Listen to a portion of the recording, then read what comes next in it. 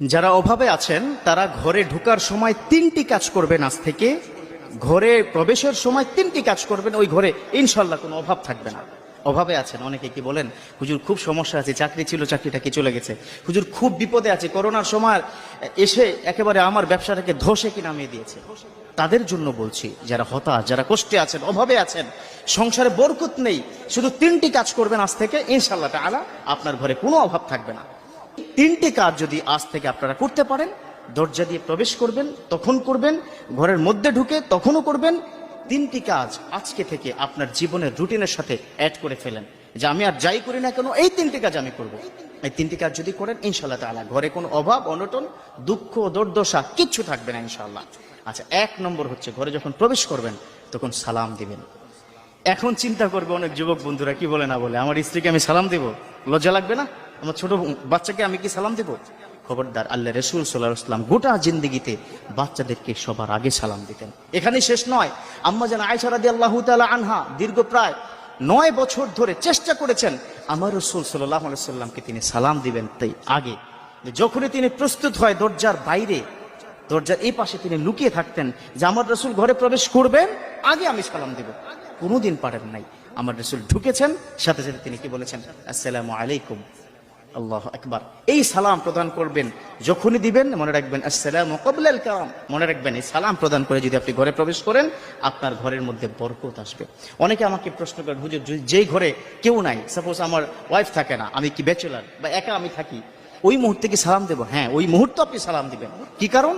মূল কারণটা হচ্ছে ঘরের মধ্যে ফেরেশতারা সবসময় থাকে, ফেরেশতাদেরকে সালাম দিবেন, আল্লাহ রহমত অবারিত দ্বারায় বর্ষণ করতে থাকবে। এখানে শেষ নয়, ওই ঘরের মধ্যে যদি সালাম দিয়ে আপনি প্রবেশ করেন, ফেরেশতারা পুরো ঘরটাকে এত সুন্দর করে রহমতের সহিত কি রাখবে যে আপনি কল্পনা করতে পারবেন না। কোনো বজ্জিন, কোনো শয়তান, কোনো বড় ধরনের মানব শত্রু আপনার ঘরে প্রবেশ করবে না। তাহলে 1 নম্বর কাজ সালাম দিব।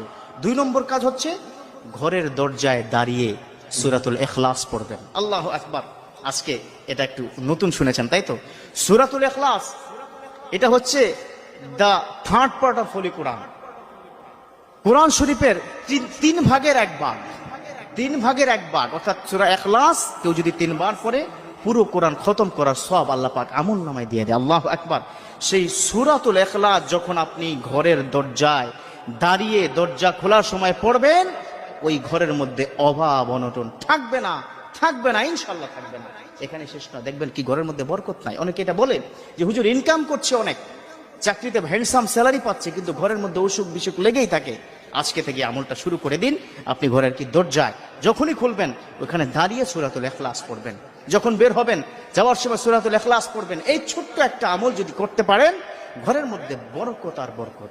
স্বামী স্ত্রীর মধ্যে অনেক সমস্যা কিন্তু অনেক সময় হয়ে যায়, ওই মুহূর্তে যদি এই কাজটি আপনারা করতে পারেন, দেখবেন আপনাদের মধ্যে একটা সখ্যতা, একটা সুন্দর সম্পর্ক আপনার কি তৈরি হয়ে যাবে ইনশাআল্লাহ তাআলা।